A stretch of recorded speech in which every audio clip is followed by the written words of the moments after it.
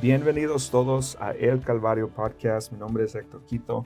Tengo el privilegio de estar aquí con el pastor David Cantillo. Él está aquí para nuestro aniversario de 40 años que vamos a estar celebrando este fin de semana. Antes que entro con él, les invito, por favor, compartan este video en YouTube, en Facebook, denos 5 estrellas en donde quiera que nos estén escuchando. Y también les animo, síganos en nuestras redes sociales. Estamos haciendo mucho trabajo en eso. Pero, Pastor Cantillo, otra vez un privilegio de estar aquí con usted. ¿Cómo está? ¿Cómo se siente? Muy bien, hermano Héctor, gracias. Anoche dormí 3 horas nada más, así que si me quedo dormido durante este podcast, pues me despiertan y seguimos. Sí. Y nomás para comenzar, yo voy a preguntarle unas pocas preguntas, pero Claro. nomás para comenzar, ¿qué es una de las primeras memorias que usted tiene? Una de las primeras memorias que yo tengo, bueno, una de las memorias más memorables, quizás es la que me acuerdo de niño en la escuela. Había comenzado en la escuela y era el tiempo de almorzar y había una jarra llena de Kool-Aid. Y cuando me fui a servir el Kool-Aid, se me botó la jarra y fue por toda la mesa. Y entonces una niña que estaba allí me dijo, hoy vas a tener muy grandes problemas por eso. Me asustó. Entonces yo salí corriendo de la sala del almuerzo, llegué hasta la puerta de la escuela y seguí corriendo sin parar. Y fui corriendo hasta mi casa, que era bastante lejos. Era un niño pequeño, tenía quizás 7 años. Entonces llegué a mi casa y mi madre me encontró asustada. ¿Qué pasó? Le expliqué. Entonces me regresó a la escuela. No pasó nada, pero de adelante tuvieron más cuidado al entrar de la escuela de que no se podía salir tan fácilmente. Pero es una de las memorias que me acuerdo porque el susto que pasé. Y usted prometió el año pasado estar aquí y estoy alegre que esté aquí en nuestros 40 años. Pero puede hablar de un poco de su conexión a esta iglesia, cómo Amén. está conectado a esta iglesia. Porque usted tiene Sí. una historia, ¿verdad? Amén. Una de las primeras memorias también de aquí de la iglesia. Conocí al pastor Rito Suárez en una conferencia, no me acuerdo exactamente, una conferencia en inglés de algún distrito, y él habló conmigo. Nos conocimos de alguna manera. Él vio que yo era hispano. Yo era ministro y yo predicaba. Me dijo que si yo predicaba en español, yo dije, bueno, me imagino que puedo, pero no lo he hecho.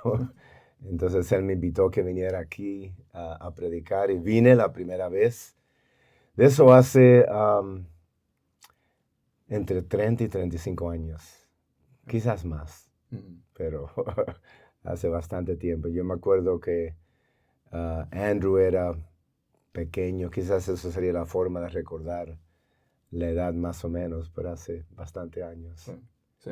Amén. Y ¿tiene otra memoria de que haya pasado en esta iglesia? ¿Usted se recuerda que predicó o algo así? Creo sí, una de las primeras veces que prediqué acerca de la alabanza. Y prediqué del tabernáculo de David y cómo entraron en alabanza. Y hay algo que me acuerdo, no sé por qué, una de esas cosas locas que uno hace durante la predicación, pero hablando de lo que esos 24 ancianos que están en el cielo en el libro de Apocalipsis, dice que toman sus coronas y la tiran a los pies de él. Y entonces, al final de la predicación, tiene una Biblia grande en mi mano y toman sus coronas y las tiran a los pies. Y tiré la Biblia y fue volando por la plataforma. Y Dios mío, no debía haberla tirado. Pero bueno, se me perdonó en ese momento. Entonces conoció al pastor Rito Suárez, pero ¿cómo es que llegó a Tampa? Porque está en Tampa ahorita. ¿Cómo es que comenzó todo ahí? Bueno, estuve ministrando. En aquel tiempo no me acuerdo dónde estaba exactamente, pero cerca del año 2000, mi esposo y yo fuimos de Missouri a la ciudad de Miami. Estuvimos allí un año buscando la dirección de Dios, saber a dónde debía ser el próximo paso. Y después de considerar y hablar con diferentes personas, hablé con un pastor que había allí en Tampa, que era el presbítero, y él me invitó a que fuera a Tampa allí a trabajar. Y entonces, como en el año 2001, nos mudamos a Tampa y allí comenzamos a trabajar en diferentes ministerios en una iglesia americana y poco a poco acabamos en cargo del ministerio hispano y de ahí comenzamos una iglesia. Sí. ¿Le gusta ahí, estar ahí? En Tampa es un lugar interesante, tiene mucho que hacer. Claro que el clima es un poquito mejor que aquí en Chicago, o mucho mejor, diría. Allá siempre hay calor, el sol siempre brilla, no hay nieve, así que eso es muy bonito. Y hay bastante hispanos también que están en el área, así que he vivido en Tampa, en esa área, por más de 20 años. Yeah. Así que es el lugar donde más tiempo he vivido en toda mi vida. ¿No se mira viviendo en otro lugar o...? Amén. Pues quizás aquí en Chicago. No, no. No sé, hermano. He pensado jubilarme, retirarme del ministerio y a dónde me gustaría ir. Una isla en el Caribe, quién sabe. ¿De dónde es? Soy de Cuba. ¿Cuba? Soy cubano. Sí. Soy cubano. Pero ahí estamos y pues no tengo un plan de ir a otro lugar en este momento. Y hablando del ministerio, ¿qué es lo que le apasiona más del ministerio? ¿Qué es uno de los lugares que le apasiona servir o hacer o hablar de? Amén. Bueno, dos cosas del ministerio. Lo que más me trae satisfacción en el ministerio es ver a hermanos y hermanas crecer en su ministerio, verlos llegar a la iglesia de una vida del mundo, ¿no? Completamente perdidos, y ver cómo su vida cambia, y después verlos crecer y servir a Dios y ministrar y predicar. Wow. Me quedo mirando. Este es aquel hombre. Y mira ahora cómo es. Esa es aquella mujer que se vestía así. Mira ahora cómo canta. Como que eso me trae mucho gozo. Ver la obra de Dios en las vidas. Y dijo, esa es la Amén. primera. ¿Qué es la segunda? La segunda cosa que me gusta predicar es acerca de la alabanza. Acerca de la alabanza. En cuanto a la administración del púlpito, ¿no? Que es parte del ministerio, pero no es todo. Es una pequeña parte quizás.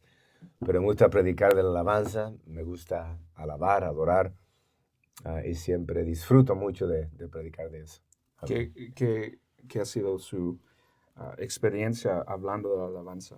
¿Qué ha sido, qué es algo que lo cambió en su perspectiva de alabanza? ¿Qué es algo que en esos momentos, puede hablar de eso? Estudié de la alabanza cuando cuando comencé en el ministerio, y leí en diferentes libros. Escuché a un pastor que predicó muy especial en mi vida en aquellos tiempos. Y entonces lo que más me impactó en ese momento fue el comprender que la alabanza debía de ser de gozo. El gozo de la alabanza.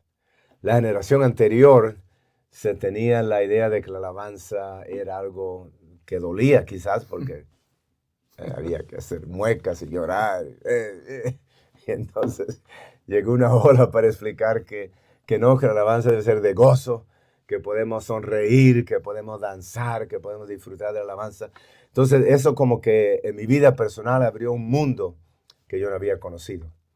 Y eso es lo que todavía me gusta, tener ese gozo de alabar en la presencia del Señor. ¿Cómo uno explica eso a alguien? ¿Cómo uno hace entender a los miembros de su iglesia? No es algo que se puede explicar, se puede enseñar, pero cuando uno lo hace, es algo que se contagia en otras personas.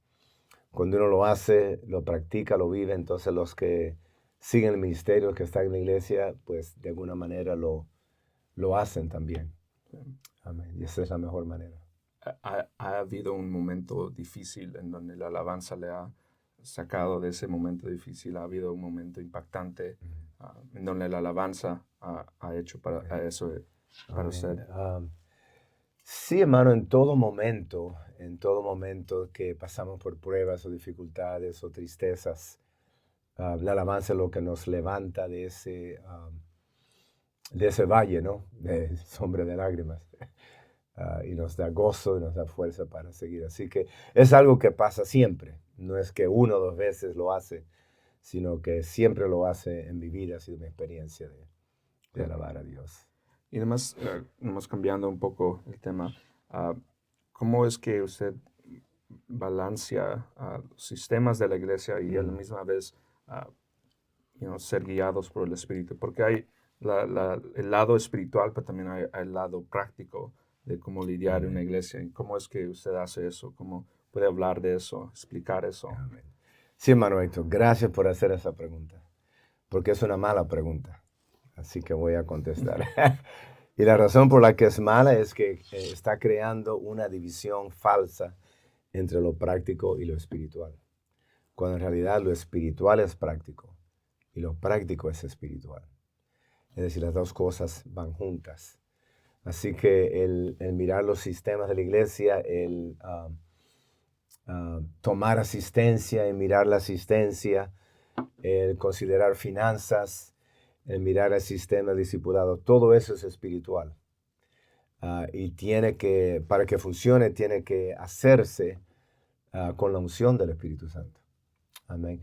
De la misma manera, cuando oramos, cuando alabamos a Dios, la Biblia dice, hágase todo decentemente y con orden. Así que hay una aplicación de algo práctico. Amén. Cuando es tiempo de alabar, es tiempo de alabar. Cuando es tiempo de escuchar la palabra, es tiempo de escuchar la palabra.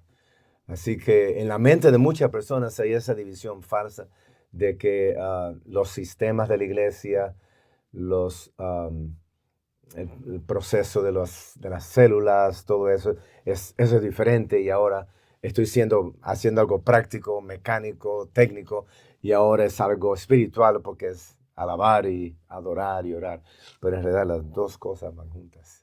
Y por eso, aunque sea una mala pregunta, es buena pregunta. Porque quizás en la mente de personas hay esa separación y no debería haber. Yeah. Las dos cosas van juntas. ¿Cómo usted hace eso en su iglesia? ¿Hay cosas que usted hace a lo diario? ¿Hay cosas que ha aprendido de eso? Am, Como que mi mente no son separadas, no sé cómo decirte que lo hago. Quizás eso sería una buena pregunta para algún otro miembro de la iglesia que me observa hacerlo. Pero, por ejemplo, en las reuniones de liderazgo, los lunes oramos por un tiempo. Hay veces damos más tiempo a la oración y menos tiempo a la enseñanza. Pero todo lo que hacemos es como decir la preparación de un mensaje. Amén. La preparación de un mensaje es estudio, pero es también oración. Es leer la escritura, es mirar el griego quizás, es buscar ejemplos. Es un proceso intelectual, pero al mismo tiempo tiene que ser guiado por el Espíritu. Y la unción está en la preparación, la unción está en la predicación cuando se hace. Y lo mismo con esto. No te puedo dar ejemplo porque es algo que siempre hago. Si estoy estudiando algo, si estoy mirando algo en mi mente, estoy orando, Señor, dame sabiduría, guíame en esto, Señor. Como que la conciencia a mí, en mi mente, estoy consciente de la presencia de Dios en lo que estoy leyendo, estudiando, analizando. Lo mismo que si estuviera orando. ¿Hay alguien que le ha impactado? ¿Hay alguien que le ha influenciado en su ministerio, en su Amén. vida? Muchas personas, muchas personas. Cuando era joven, antes de llegar a ser pastor, estuve bajo quizás 5 diferentes pastores. Y de cada uno aprendí algo. Mi padre fue pastor. De él aprendí muchas cosas, un fundamento firme en la palabra, fidelidad a Dios. Tuve un pastor que me enseñó mucho de la alabanza y ese gozo de alabar a Dios, que me enseñó que el ser intelectual no es algo opuesto a la palabra de Dios o al Evangelio, al contrario. También muchos escritores que he leído que han impactado mi vida. Amén. Un escritor de China, amén, que escribió varios libros, que se llamaba Watchman Nee. Escribió libros muy poderosos. No es de nuestra fe, era cristiano en los años 1900, 1800, 1900 por ahí.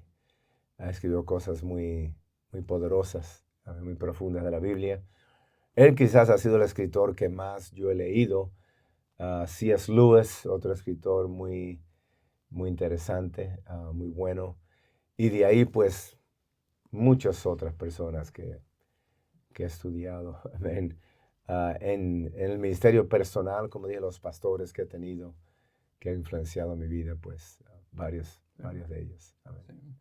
¿Usted cómo ayuda a ministros jóvenes? ¿Cómo es que hace eso?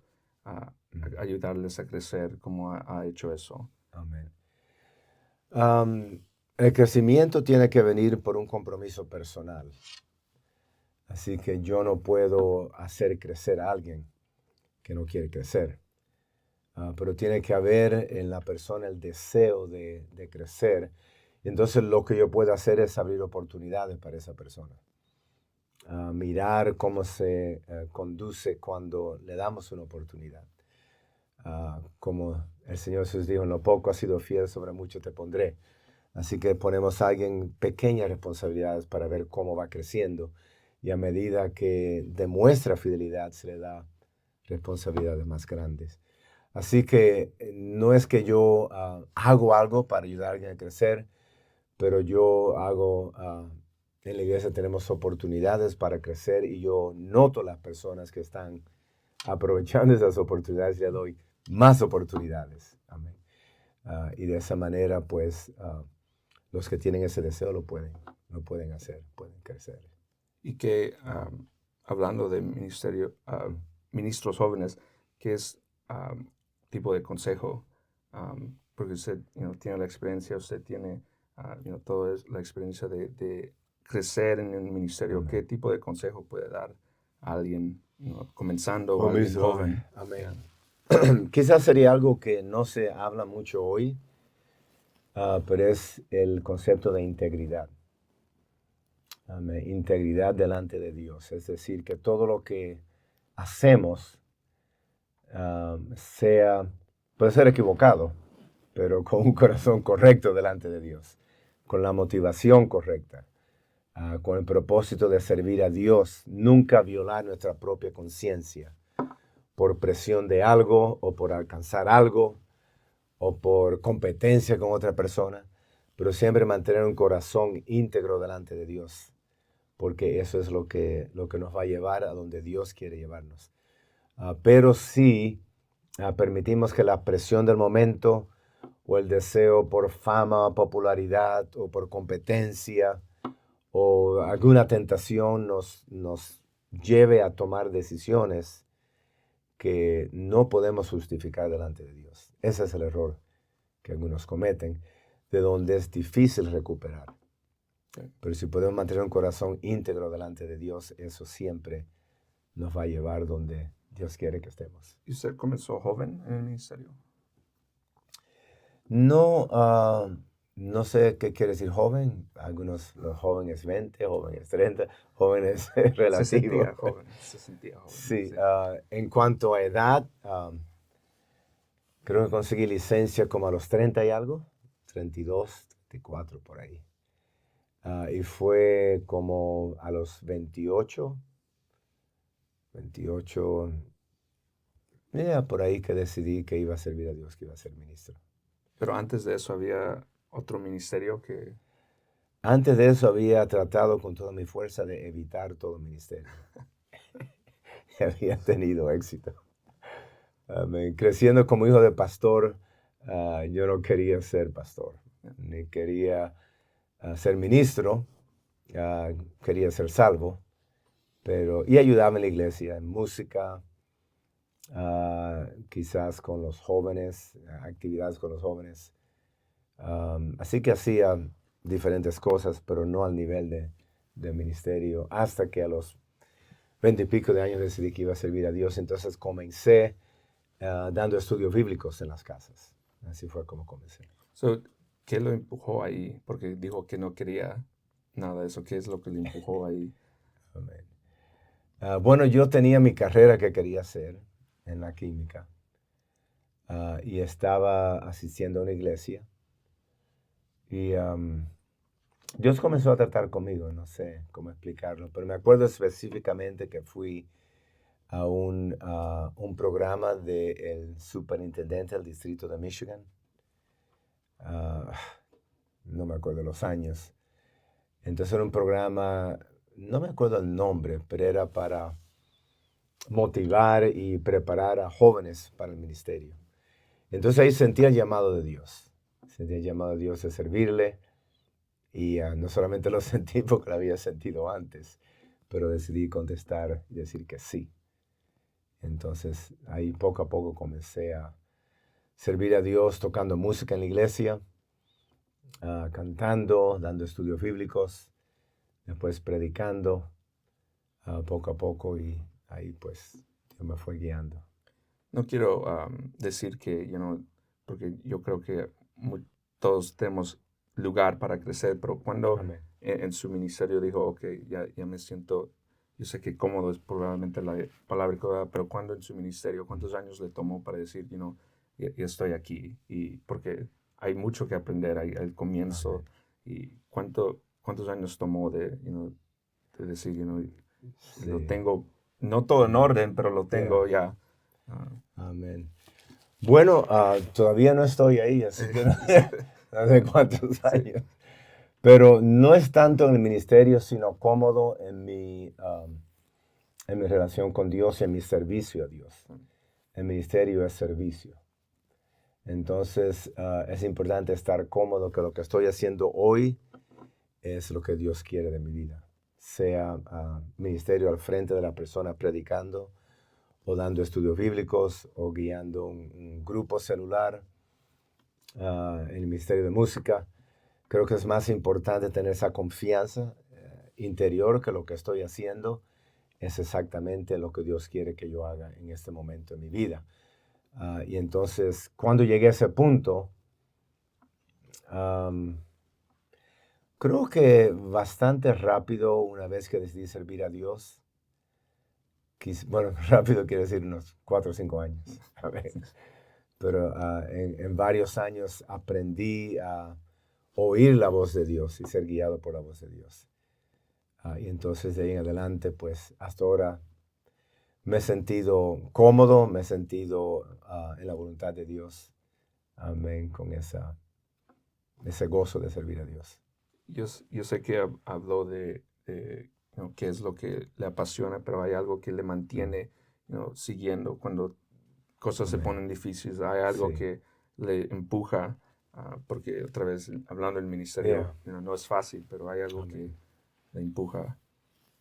Creo que lo que más me motiva a mí es saber que Dios tiene un propósito en mi vida y que ese propósito no se ha terminado todavía. Que hay cosas en mi futuro que Dios quiere que yo haga que yo nunca he hecho, que nunca he experimentado. Hay lugares donde Dios quiere guiarme donde nunca he estado. Lugares de impacto a otras vidas, quizás de una manera diferente, pero eso es lo que me motiva mirando hacia el futuro y sabiendo que Dios todavía tiene más para mi vida, amén, que Él quiere que yo haga.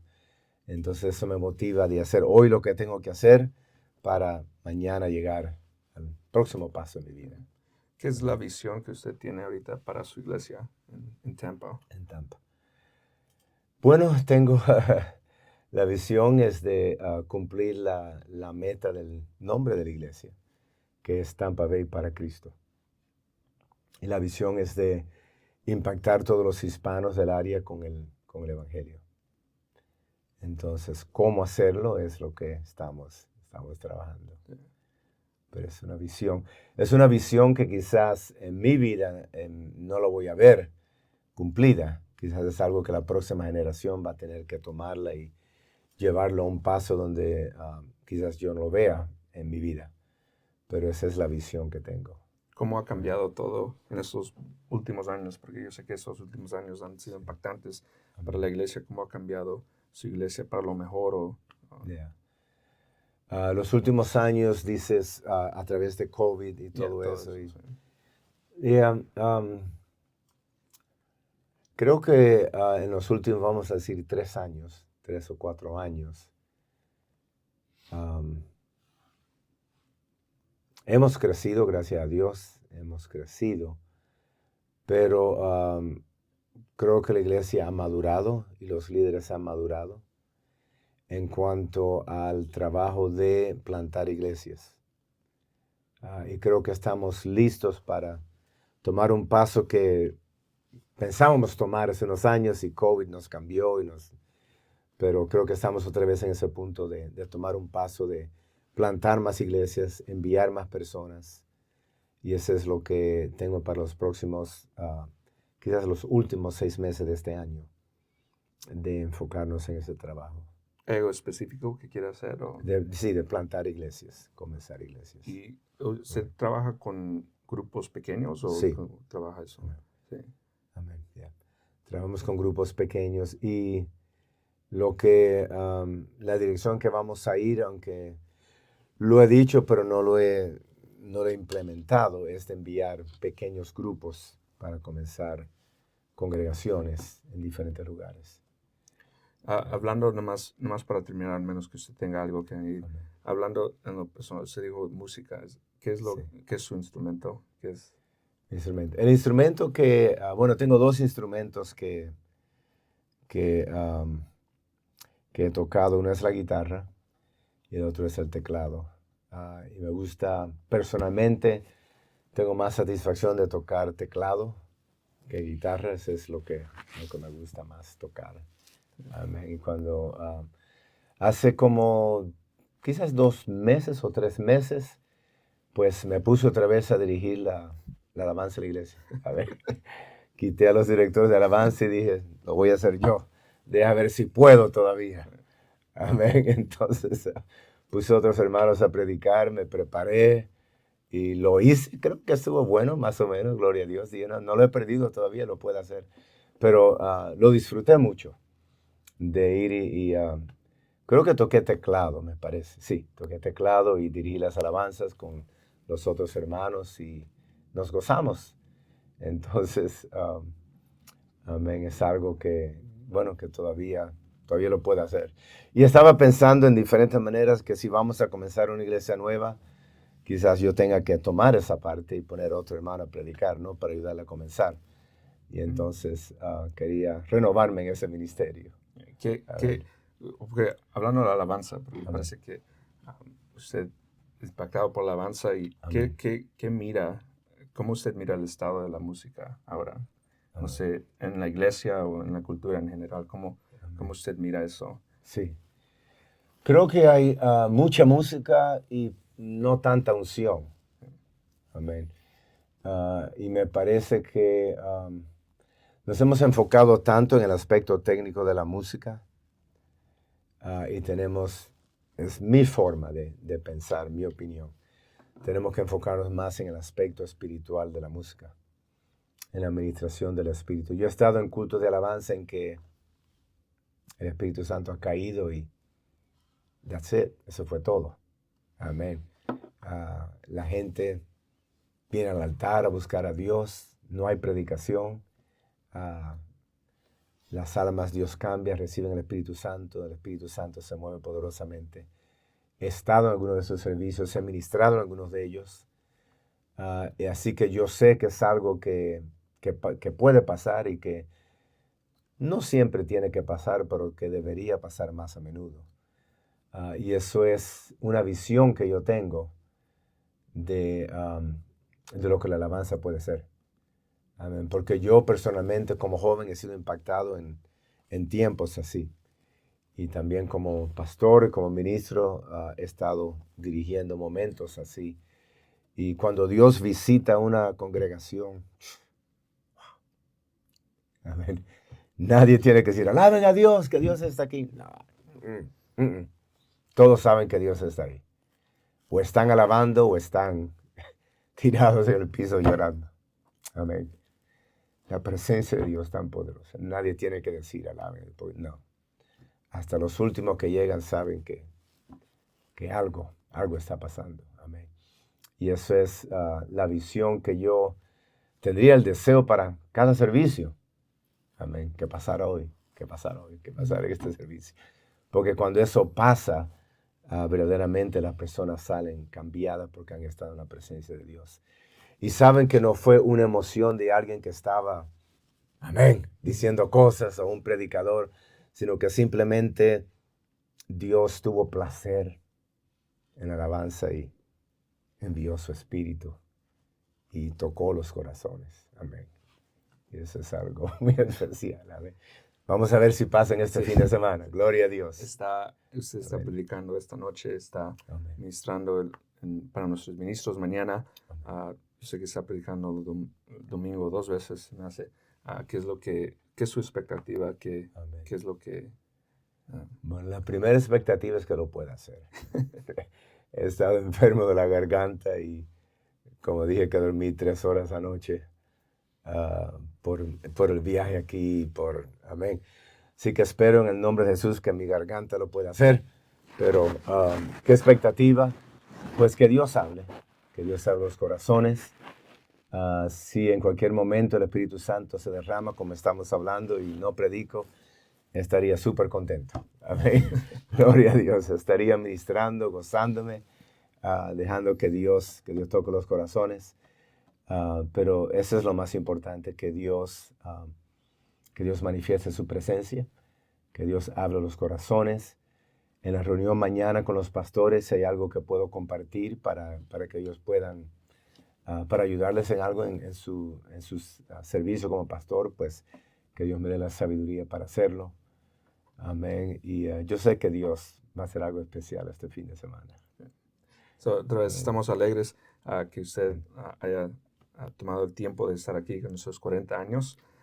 Y estamos alegres que lo que Dios va a hacer en este fin de semana. Pero, pastor, gracias por tomar su tiempo.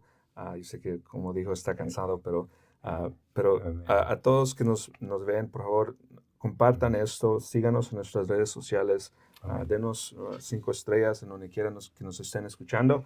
Espero que les hayan gustado esta semana otra vez de visitantes. Hemos tenido la oportunidad de hablar con el hermano Víctor y el pastor Cantillo.